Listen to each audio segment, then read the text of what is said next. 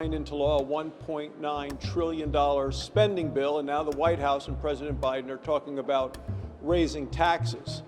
This would be the most significant tax-raising piece of legislation in the last 28 years. Worker in America is now making $32 a week less than he or she made 48 years ago after adjusting for inflation. Now folks, here's what you need to know about the $1,400 payments. Many people across the country have already received a $1,400 check and more money for their dependents. And many people today should expect to receive the stimulus check when direct deposits of the stimulus checks should officially land in their bank accounts. But first, before we get into the video, don't forget to subscribe to my channel, turn on post notifications, and give this video a like.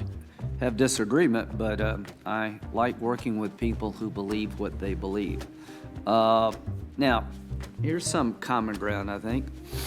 Most of us don't want the consolidation of wealth and power to lie in the hands of the few through ill-gotten gain, through monopolies, through unfair trade practices, through criminal enterprise, market manipulation.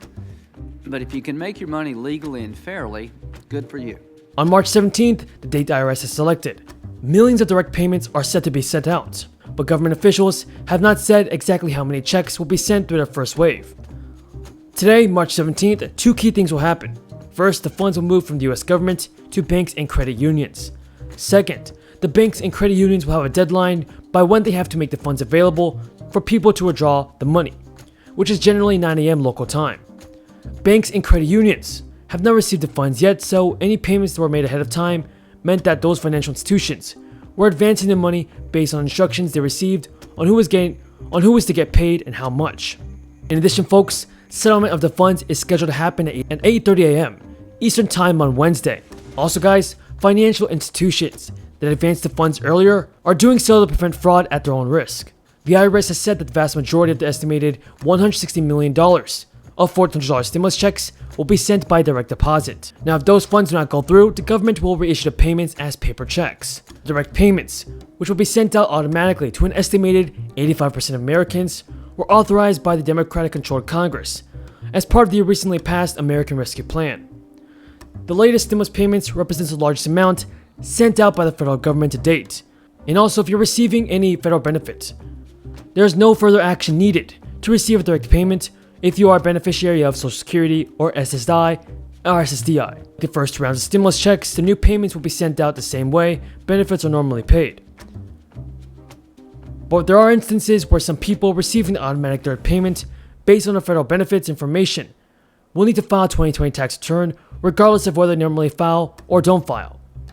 For instance, if your payment doesn't include a stimulus check for a qualified dependent and that person did not get one, then federal benefit recipients will need to file a 2020 tax return to be considered for the additional payment. And also, everybody, those who are eligible but didn't get the first or second stimulus check may need to file a 2020 tax return to be eligible for the 2020 recovery rebate credit. The American Rescue Plan has already been approved, and you have automatically qualified for the $1,400 payment if you are under SSDI and SSI.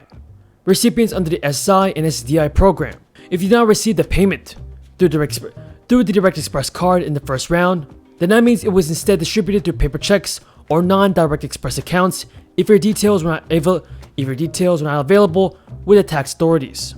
For those who use the non-filer tools, all catch-up payments for dependents should normally have been issued by the IRS back in October 2020. So that is all the news in today's video, everybody. Hopefully you guys found this video useful and helpful. Don't forget to subscribe to my channel, turn on post notifications, and give this video a like. I appreciate everyone's amazing support. Until next time, have a great day.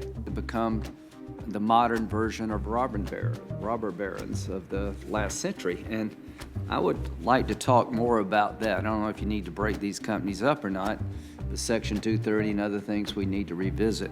But generally speaking, it's been a capitalist nation, and hope it remains so, with regulation to prevent environmental abuse and make sure people play by the rules. To me, the government plays a role in keeping the water in the banks. When people start creating monopolies, that's unfair to other competitors. When people cheat and scheme and get rich off bad business practices, that's something we all should be concerned about. But the Gallup poll company has been asking Americans what they think most important problem facing the country every month for a long time. In the latest survey, 26% said it was the coronavirus. Just 1% said it was the gap between rich and poor. Now, how can that be? I actually believe that. I believe that most Americans don't spend their time wondering about how to take from somebody else. Now, at home in Wyoming, I don't talk to anybody that says, hey, I hope they raise my taxes. Republicans, conservatives, people are not for raising taxes. And the Biden administration is talking about doing it many ways. Raising the tax rates on income tax, raising the taxes on long-term investment income, resuscitating the death tax. And then, oh, they want to spend more money in the IRS to hire more IRS agents to look into you and your taxes and your business dealings. Well, they say they want to raise all of this money under the guise of infrastructure. But infrastructure, the way that the Democrats are using the phrase, is just code for their climate agenda. I chaired the committee last time in the Senate, the Environment and Public Works Committee. We did real infrastructure, roads, bridges, highways, ports, dams, things that contribute to the economy and to communities and for good jobs. That, to me, is infrastructure, not what the Democrats are talking about now.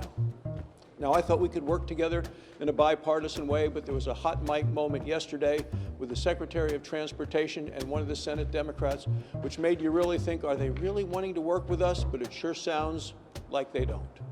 You know, they're talking about the climate agenda with rules and regulations and mandates, making it harder for businesses to work and for people to get hired and economies to get stronger.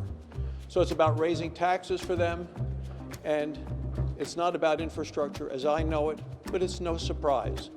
Republicans are not going to partner with Democrats on the Green New Deal or on raising taxes to pay for it.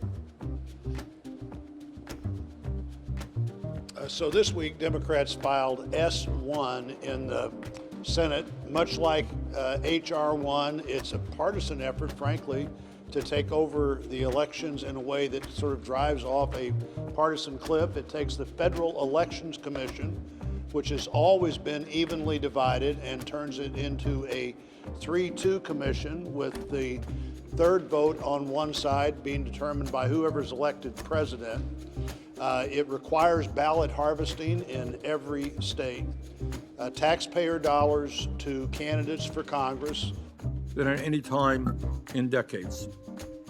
Incredibly, if income inequality had remained the same as it was in 1975, the average worker in America would be making $42,000 more today than he or she is earning. Instead, as the number of billionaires explodes, the average worker